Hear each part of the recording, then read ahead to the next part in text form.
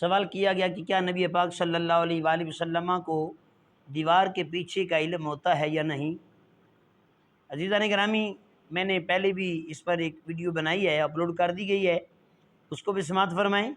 مزید میں عرض کرتا ہوں، بخاری شریف کی حدیث طیبہ ہے، جلد نمبر 1 صفحہ نمبر 500 اور حدیث نمبر 2809 ہے۔ اللہ اکبر کبیرہ۔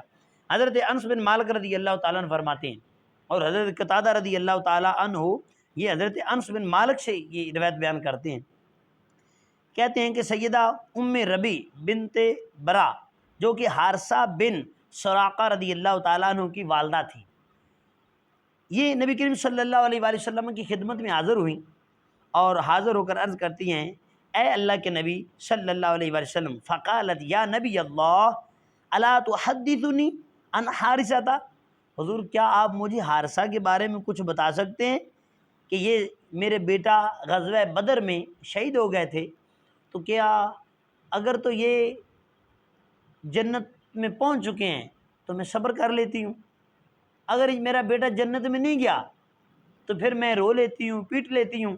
اللہ اکبر کبیرہ، تم دیوار کے پیچھے کی بات کرتے ہو؟ اللہ، میرے لجپال نبی صلی اللہ علیہ وآلہ وسلم کو اللہ نے کتنا علم عطا فرمایا ہے، سماعت فرمائیں۔ آقا دو جہاں صلی اللہ علیہ وآلہ وسلم نے کیا فرمایا؟ فرمایا قالا یا ام حارثہ انہا جنان فی الجنت، اے ام حارثہ جنت کی کئی قسمیں ہیں، جنت کی کئی قسمیں ہیں، اور تیرا بیٹا وَإِنَّ ابْنَكِ أَصَابَ الْفِرْدَوْسَ الْأَعْلَىٰ، اے ام حارثہ تیرا بیٹا تو جنت الفردوس میں ہے۔ اللہ، یعنی نبی پاک صلی اللہ علیہ وآلہ وسلم تم دیوار کے پیچھے کی بات کرتے ہو؟